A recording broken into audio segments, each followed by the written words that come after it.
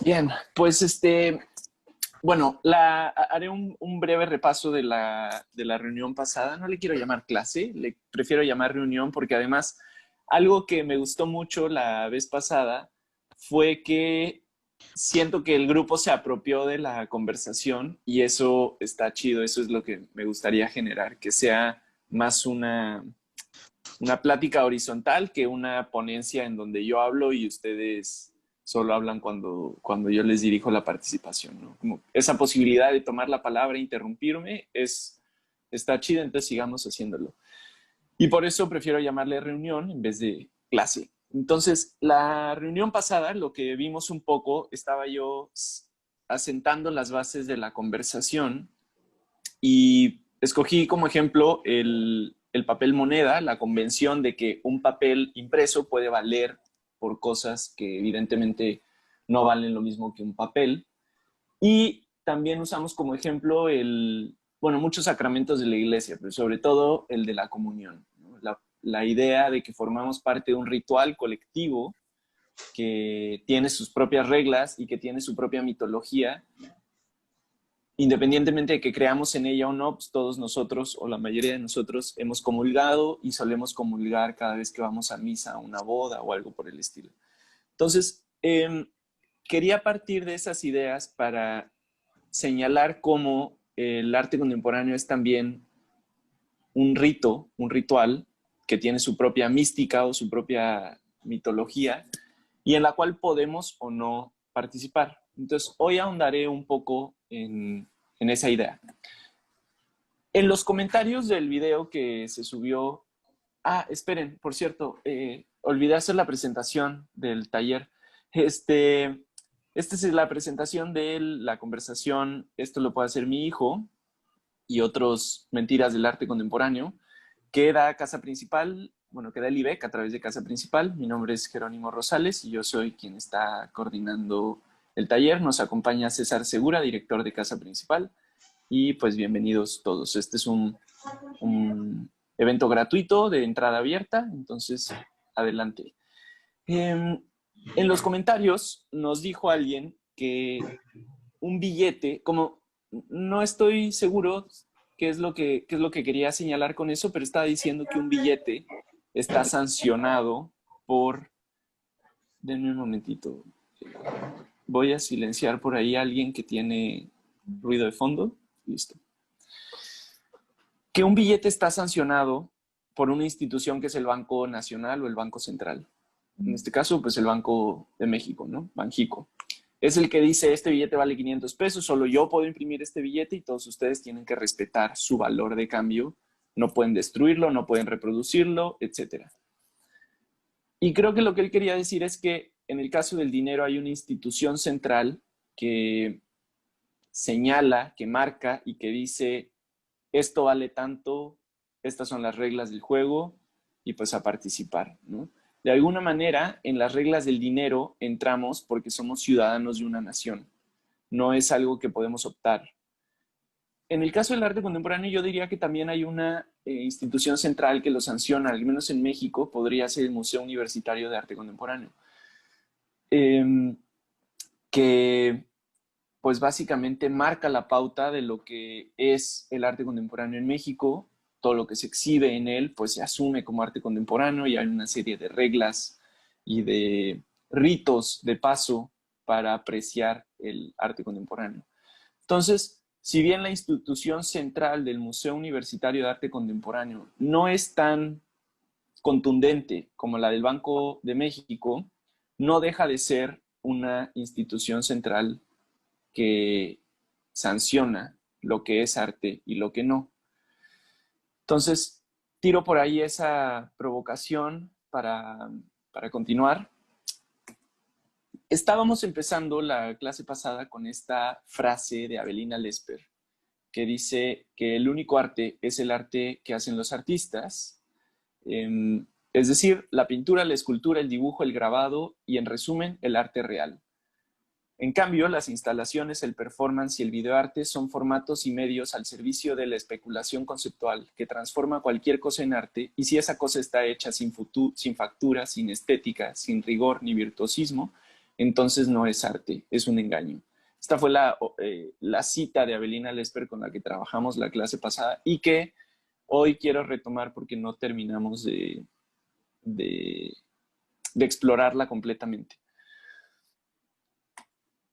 Básicamente, en su distinción, Avelina Lesper dice que hay una serie de prácticas artísticas que son arte y que son las que hacen los artistas verdaderos, como ella les llama, y hay una serie de prácticas artísticas que son un engaño, que no son arte y que son las que hacen, por oposición, pues los falsos artistas, ¿no?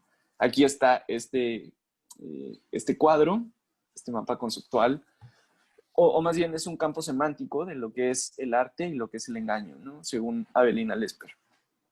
Yo quiero problematizar esta distinción que de pronto parece demasiado fija, demasiado dada, porque creo que puede haber pintura contemporánea, creo que puede haber escultura contemporánea, dibujo contemporáneo y grabado contemporáneo.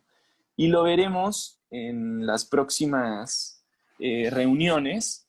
Exploraremos un poco acerca de la pintura contemporánea, que en mi opinión es como, tiene esos dos elementos, la factura pictórica hecha con pigmento sobre un lienzo o sobre una superficie plana, pero por otro lado, el plus o el extra que le da asumirse como arte contemporáneo, porque entonces significa que es una pintura reflexionada, pues. No es que el resto de la pintura no lo sea, pero lo que tiene el arte contemporáneo es que es una práctica artística que reflexiona sobre sí mismo constantemente y se está cuestionando a sí mismo como arte, pues. ¿Soy arte? ¿No soy arte? ¿Por qué? Porque he venido al mundo. Es un arte, digamos, más existencialista, ¿no?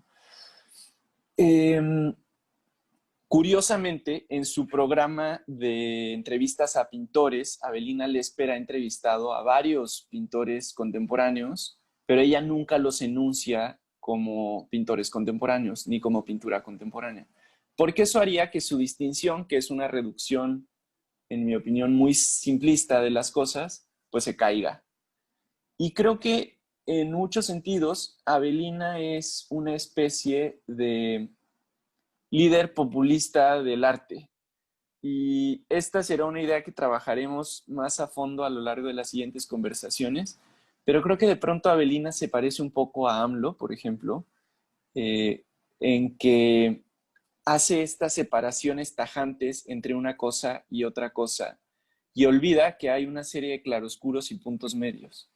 Entonces, digamos que así como AMLO tiene todo un discurso contra lo que él considera la mafia del poder o los fifís, Avelina tiene ese mismo discurso contra los artistas contemporáneos y el establishment de la crítica de arte contemporáneo. La gente que trabaja en el MOAC, básicamente, y otros círculos similares, ¿no? Así como AMLO denuncia el poder económico que está detrás de todas las acciones de esa mafia, Avelina Lesper denuncia el poder de especulación conceptual o también de especulación financiera que está detrás de todo el mundo del arte contemporáneo. Y en eso creo que Avelina tiene sus argumentos más contundentes. ¿Sí, Pirata? ¿Qué tal? Buenas tardes. ¿Tomaste tú la palabra o quién estaba hablando? No, yo acabo de entrar. Ah, perfecto, ok. ¿Alguien quería decir algo entonces? ¿O más bien fue un sonido que se coló por ahí? Ok, fue un sonido entonces. Fue un sonido. Ahí es, entonces, en esa crítica al mercado y a la especulación, es donde creo que Avelina tiene sus ataques más contundentes al arte contemporáneo. Y los quiero explorar porque es cierto que el arte contemporáneo es una práctica artística muchísimo más vinculada a la élite a la élite económica que otras prácticas artísticas. Por aquí alguien tiene sonido, porfa, si pueden silenciar. Y cuando quieran tomar la palabra, no esperen, nada más desbloqueen su micrófono y hablen, ¿no? Entonces, esta falsa reducción que también podemos ver en algunos líderes populistas, ¿no? Parten de la idea de que hay una serie de valores positivos y una serie de valores negativos que están y absolutamente encontrados entre sí y simplemente no hay una posibilidad de diálogo. Pero en los hechos las cosas son muchísimo más complicadas que eso. Y es un poco lo que sucede cuando AMLO, que había sido un líder de oposición, de pronto se enfrenta a la necesidad de gobernar y a la necesidad de hacer alianzas, de buscar coyunturas, de entablar diálogo con otros partidos o con otros grupos políticos o empresariales de México, ¿no? Y es donde se cae en esta incongruencia. En el caso de Avelina, ella la tiene más fácil porque no ha tenido que dirigir ningún museo, pero probablemente si lo hiciera estaría en un problema similar y tendría que entablar diálogo con aquello que tanto criticó cuando solo era una comentarista o una crítica de arte. Volveremos a todas estas ideas a lo largo de las conversaciones, pero quería terminar de entender esta frase de Avelina Lesper, de entender dónde están las cosas que yo creo que Avelina Lesper señala con mucha agudeza y donde estoy de acuerdo con ella y los lugares donde no. Entonces, habíamos comparado a Avelina con aquel campesino que dice, hey, el emperador va desnudo, dense cuenta, ¿no? Y desde cierta perspectiva puede que sí esté desnudo el emperador. Puede que el emperador de verdad no... porque lo que implica que el emperador está desnudo es que nosotros no estamos comprando la convención del sastre. Y la convención del sastre es que solo la gente muy inteligente puede ver el traje del emperador. Y si bien en el cuento este de Christian Andersen es pues una caricatura, en los hechos hay muchas convenciones que nosotros podríamos optar por no respetar. Algunas de ellas son estas, por ejemplo, el matrimonio, el sacramento de la comunión, como ya habíamos dicho antes, y el saludo de la paz, que es este que tenemos aquí abajo, ¿no?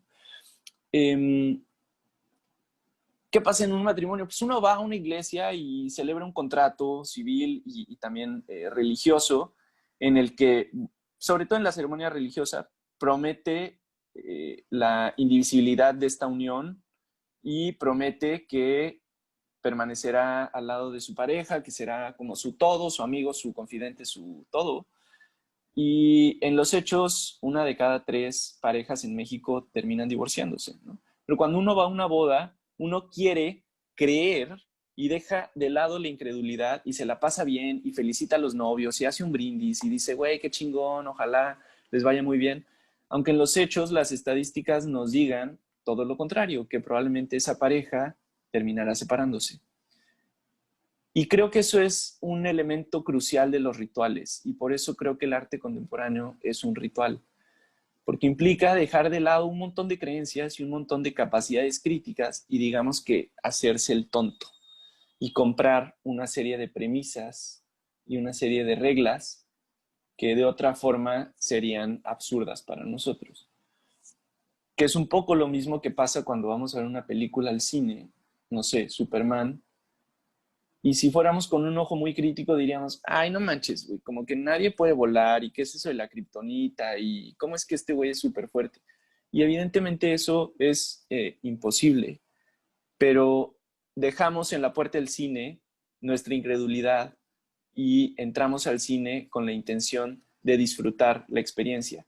Por eso también comparaba el arte contemporáneo con un show de ilusionismo en el que sabemos que un mago no está sacando no hay un conejo adentro del sombrero o no está apareciendo un conejo del sombrero, pero pretendemos que sí y aplaudimos y nos asombramos y al final pagamos quién sabe cuánto dinero por ese show que sin embargo es, desde cierta perspectiva, pues es eso, un mero show, ¿no? Pirata trajo como ejemplo la vez pasada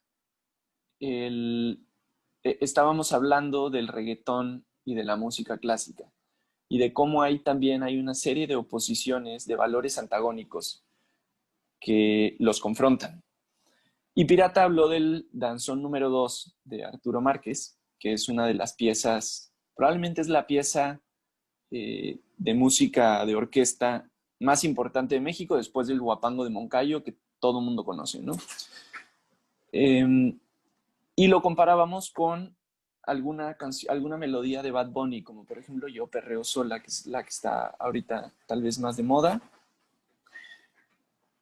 Y decía, ¿cómo es posible? O sea, el danzón, lo que decía Pirata, y Pirata, si te estoy parafraseando mal, puedes intervenir y corregirme, pero creo que lo que tú decías era, el danzón es bastante reciente, el danzón es de los años 90, y sin embargo, nunca se cuestionó su aspecto artístico. En cambio, Bad Bunny, que también es bastante reciente, tiene muchos cuestionamientos artísticos. Y eso creo que tiene que ver con que el danzón número 2 de Arturo Márquez se inserta de muchas maneras en una serie de valores que son los valores propios de la música clásica. Y la música clásica es la música artística por excelencia. Es decir, sucede en un foro de música clásica, con una orquesta sinfónica, cuenta con básicamente todos los instrumentos de las melodías más afamadas de la música clásica, con algunas incorporaciones ahí novedosas, más caribeñas y demás, pero que en realidad son la menor parte de la melodía. En cambio, una pieza de Bad Bunny es reggaetón, y el reggaetón es un género muy nuevo, que además empezó desde la calle, desde el barrio, y que no tiene esta aura artística y elitista que sí tiene la música clásica. Y creo que desde ahí ya hay una distinción enorme, a pesar de que estos géneros se lleven 30 años de diferencia, uno es absolutamente clásico y el otro es bastante contemporáneo, al punto de que todavía hoy Bad Bunny, todavía el reggaetón, después de, ¿qué será? 20 años más o menos de existir, 25 probablemente. Mateos tiene más clara la historia del reggaetón, todavía hoy genera polémica. Y este video y esta melodía de Bad Bunny generó polémica, porque además, no sé si han visto el video, pero él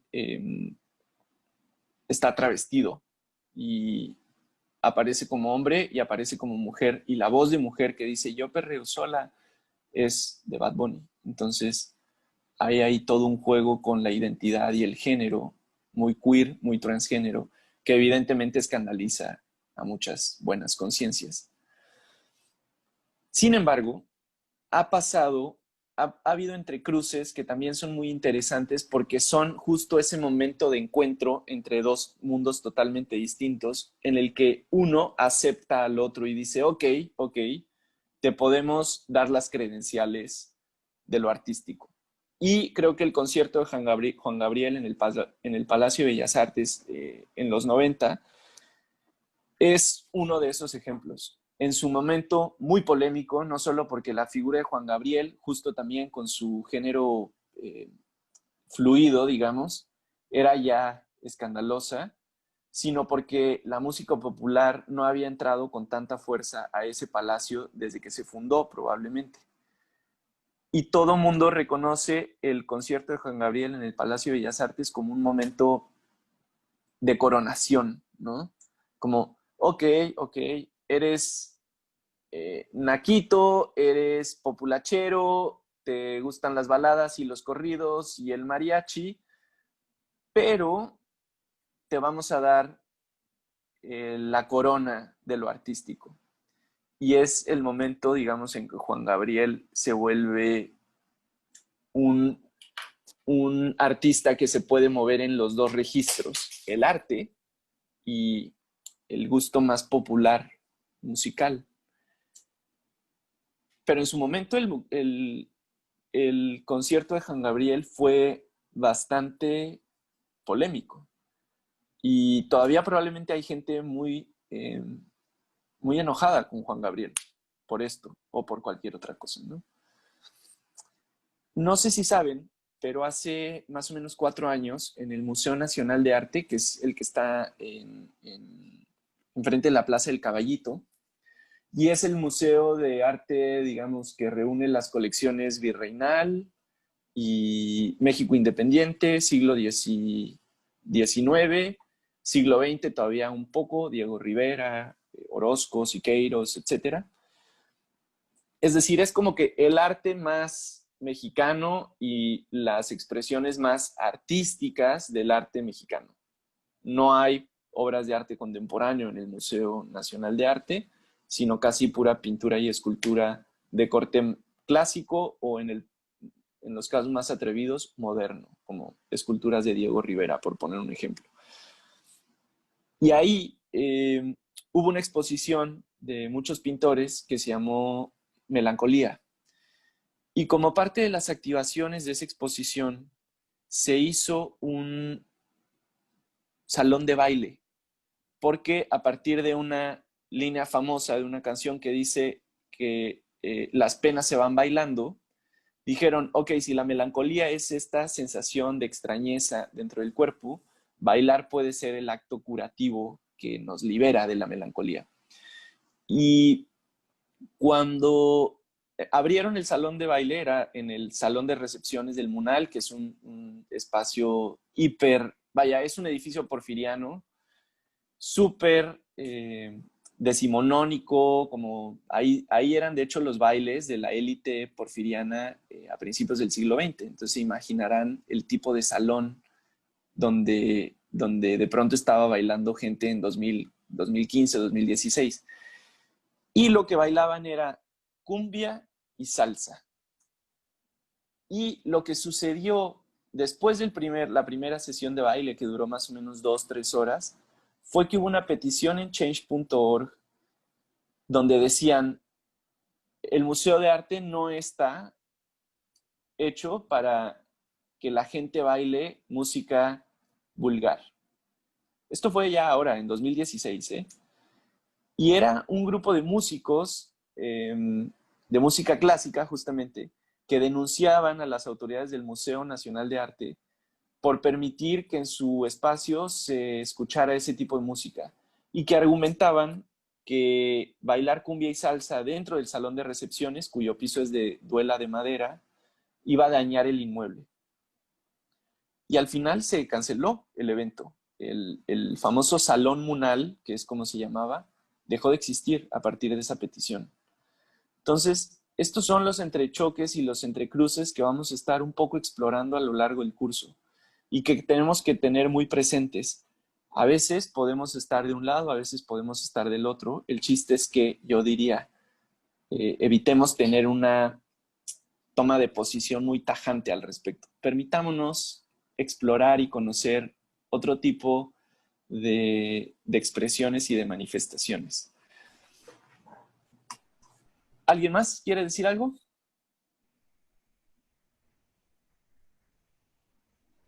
Ok, voy a cerrar la reunión de hoy porque estamos a 4 minutos ya del final. Entonces, próxima lección, quiero que hablemos sobre el gusto. Roberto, ¿levantaste la mano? Sí, Dale. perdón, no iba a participar, pero dices que vas a cerrar, entonces me gustaría que cerráramos. Sin antes tengo un par de dudas muy particulares. Adelante. Si bien entiendo el fenómeno del escándalo y entiendo lo polémico que puede ser cierto tipo de arte, yo recuerdo particularmente dos anécdotas, ¿no? Una de Manet, en el cual no recuerdo ahorita, quise buscar la pintura, no recuerdo el nombre de esta pintura, donde sale una chica desnuda en medio de un campo alrededor de unos tipos muy trajeados. Desayuno sobre la hierba. Desayuno sobre la hierba, Sí. así es. Y fue bastante vituperado y criticado precisamente porque pues salió una chica desnuda sin que fuera una ninfa, sin que fuera una musa, ni que Una fuera, Venus. exactamente, sino simplemente era una chica desnuda, que no había una razón por la cual estuviera desnuda, y fue criticado por escandalizar, ¿no? Así es. Por querer ser artista mediante el escándalo, ¿no? También tenemos el caso de Marcel Duchamp, ¿no? Al principio de las vanguardias históricas, donde le pinta bigotes a la Mona Lisa y pone abajo, ella tiene el culo caliente, ¿no? Y también es criticado por la misma razón, ¿no? Por escandalizar en el arte. Y al Sí. principio que hablabas de Avelina Lesper, digo, Avelina Lesper le he visto un par de veces, me parece a veces como que tiene razón, a veces no, pero vaya, lo tomo como lo que es, bien lo dijiste, lo comparaste con el presidente, si bien hace una dicotomía muy fuerte entre esto es arte, esto no es arte, y hay otras personas, como no sé si conoces a Antonio García Villarán, un youtuber que habla Sí, sí, sobre la sí. parte, tiene Sí, exactamente, aparte. o muy parecida tesis, ¿no? Ujú. Pero mi pregunta va un poquito más allá, ¿no? Mi pregunta va, en la sesión pasada ponían como ejemplo a Miguel Ángel, ¿no? A mí, poner a artistas renacentistas como ejemplo me parece un poco complicado porque efectivamente el arte renacentista, particularmente también el arte barroco, que era una especie de publicidad para el catolicismo cuando se estaba dividiendo el mundo entre protestantes y católicos, Protestantes. Ujú. precisamente pues era un arte que intrínsecamente impresionaba, no importa si tú sabías algo de arte, tú entrabas a una capilla decorada por alguno de estos artistas y te impresionabas, supieras o no supieras de arte. Creo que por ahí va mi pregunta, ¿qué parte del arte, dónde está la axiología del arte en el arte contemporáneo? Si ya no es la técnica, si bien antes el dominio de la técnica era lo que le daba el prestigio al artista, si ya no es eso, entonces, ¿qué es? ¿Por qué el arte ya no impresiona por sí solo? ¿Por qué el ver pinturas o esculturas o inclusive poemas, ¿no? El verso libre, por ejemplo, que se estrena también a principios del siglo XX, finales del XIX, donde se rompen estas métricas tan rígidas de crear poesía y empieza el verso libre, el verso blanco, la prosa poética y dejamos de ver dónde está el valor artístico. Creo que esa es mi gran pregunta, ¿no? Si bien Abelina lees, pero ellos pues son gente mediática y quieren público y tienen, como bien dices, pues no están encargados de un museo, ya veremos, están encargados de un museo a ver cómo actúan, pero entonces, ¿dónde está eso? Pues si yo entro, porque a mí una pintura contemporánea no me, o la mayoría de ellas no me transmite eso que intrínsecamente tenía el arte barroco, renacentista, neoclásico, etcétera, y que pues ya no se ve, que ya hay algo que encontrar y que necesitas una perspectiva particular o una preparación particular para encontrar ese valor artístico. ¿Dónde está eso y cómo lo encuentro o cómo se encuentra? No sé Uf, si me muy expliqué. buena pregunta. Sí, por supuesto. Digamos que sería, ¿cómo, o sea, cuáles son los parámetros hoy en día para apreciar el arte contemporáneo y dónde están, ¿no? ¿Cómo los podemos encontrar? Es una pregunta yo creo que es una pregunta muy afortunada, pero creo que también es una pregunta muy compleja de responder.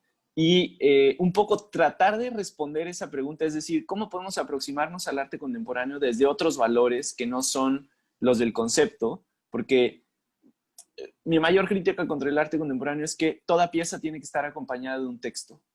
Y si ese texto no está al lado, estás perdido, o sea, ya valió, ¿no? Y yo creo que podemos acercarnos al arte en general, pero al contemporáneo en particular, desde otro lugar. Y lo que pretendo hacer con este conversatorio es eso, cómo llegar desde otro lugar al arte contemporáneo. Creo que hay una vinculación importante entre el surgimiento del capitalismo eh, como una realidad inagotable, cuando decía Margaret Thatcher, there is no alternative, o sea, no hay de otra, chavo, o vas a ser capitalista o no vas a ser en este mundo. Y el arte contemporáneo. Y creo que hay ahí una serie de vínculos que están entrelazándolos de maneras muy diversas. Evidentemente la económica es la más inmediata y la más obvia, pero también creo que el capitalismo promete esta idea de que todos somos iguales y de que todos tenemos las mismas oportunidades, que de alguna manera creo que el arte contemporáneo también sugiere a la hora de decir, bueno, como ya la técnica no es una puerta de entrada para ser artista, pues como que cualquiera puede hacer una obra. Pero en los hechos, como en el capitalismo, eso es un mito. Y hay una serie de reglas que uno debe seguir y uno tiene que estar en cierta posición social y conectado con ciertas personas para poder triunfar en el arte, de la misma manera que uno tiene que estar bien posicionado para poder triunfar en el capitalismo, ¿no? Eh, justo, o sea, para el cierre, lo que quiero hacer es dejarles una pequeña tarea. Quiero que veamos un video para el próximo viernes, un video de un pequeño fragmento de la película Manhattan de Woody Allen. En esa película, si alguien la recuerda, Woody Allen está en una galería de arte ligándose a la morrita con la que está saliendo, que es menor de edad. Por cierto, que esa película envejeció muy mal después de que Woody Allen salió con su hijastra. Y pues se ve que él es un papanatas, como que no sabe tanto de arte contemporáneo, pero se encuentra con su mejor amigo y la pareja de su mejor amigo es una señora que escribe sobre arte contemporáneo en revistas. Y cuando intercambian apreciaciones sobre la exposición, pues Woody Allen se queda anonadado porque dice, chin, yo no tengo todo ese léxico para expresarme sobre arte que esta morra sí tiene. Y es muy interesante esa comparación porque creo que todo mundo se ve reflejado en ese momento en Woody Allen, como la incapacidad de entender lo que está sucediendo y sin embargo la posibilidad de asombrarse ante otra persona que tiene más labia y que llega y dice y se expresa y y muy segura de su juicio y lo hace pedazos básicamente, ¿no? Entonces al final, si Woody Allen creía que él tenía unas preferencias estéticas por algunas piezas, después de esa conversación queda devastado y como que ya no sabe qué hacer. Entonces, échenle un ojo, les voy a pasar acá en el chat el enlace para que lo puedan revisar. Denme un momentito nomás, que lo tengo por aquí copiado.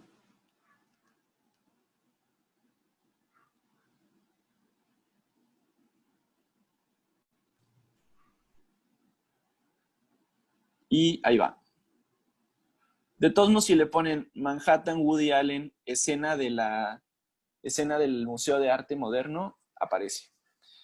Y nada más para cerrar y para no traer a colación artistas polémicos sin hacer una acotación, pues si alguien quiere saber un poquito más acerca de Woody Allen y por qué de pronto ya no es un artista grato, una persona grata, les sugiero leer este texto de una escritora norteamericana que se llama Claire Dederer, que se titula ¿Qué hacer con el arte de hombres monstruosos? Y ahí habla de qué hacer con las películas de Roman Polanski, de Woody Allen y de otros artistas conocidos por pues, sus abusos o sus explotaciones sexuales o de cualquier otro tipo, y que creo que polemiza bastante bien sin necesariamente decir esto es lo que tienes que creer, sino más bien te da como una serie de herramientas para que tú formules tu propio juicio. Entonces eso, si vamos a ver a Woody Allen, tengamos en mente esta reflexión, diría yo, para no darle foro y ya pretender que eso es todo, ¿no? De pronto está el eterno debate entre si podemos separar al artista de la obra, y es un debate que pues no hemos resuelto todavía. Y bueno, eso sería todo por hoy. Hubo pocas participaciones. Roberto, muchas gracias por la tuya. Estuvo muy contundente y muy bien. Y es una gran pregunta. Ojalá podamos responderla. Y Pedro, veo que levantas la mano. Sí, hola, buenas tardes. Hola, Soy hola. Pedro Bautista. Me conecté un poquito tarde, pero alcancé a escuchar algunas cosas y quisiera yo complementar sobre la pregunta Adelante. de Roberto. Fíjate que hace poco entramos en un par de diplomados y discutíamos ese tema del arte contemporáneo. Resulta que hay como una especie de rastreo, ¿no? Desde 1945 que se está gestando el arte contemporáneo, ¿no? De manera universal. Es más bien una especie de hijo de la estética de Occidente.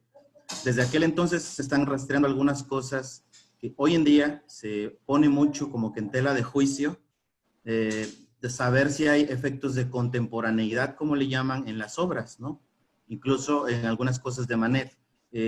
Algunas cosas vienen a caer en esta clasificación de contemporaneidad, tan solo por el simple y sencillo hecho de hacer una denuncia, ¿no?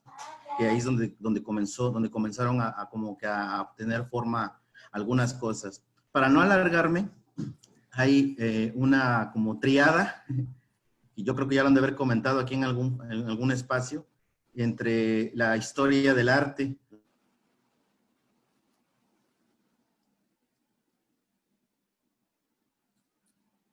Y Entonces, en esta triada, pues va. Y bueno, me gustaría a mí recomendar como lectura para todos que le echen un ojito a la mejor a Crítica del Arte de Manuel Hacha, donde él describe muy puntualmente cuál es el urdimbre, ¿no? Cuál es la composición de una pieza contemporánea, cuáles son los tres planos, ¿no? El plano sintáctico, el plano semántico y el moderno, el plano pragmático, que vino a ser instaurado, por decirlo así, por Duchamp, ¿no? Entonces, eso nos ayuda mucho a saber cómo están los derroteros del arte contemporáneo hoy. Manuel Acha nos lleva, por ejemplo, como latinoamericano, a reconocer desde el trabajo, desde Baudelaire, ¿no? Que era muy romántico, y algunos otros poetas que enarbolaban mucho el tema bueno, no sé, de con las palabras, no ir adornando una pieza, pero no era una crítica, y de ahí te va llevando a reconocer cómo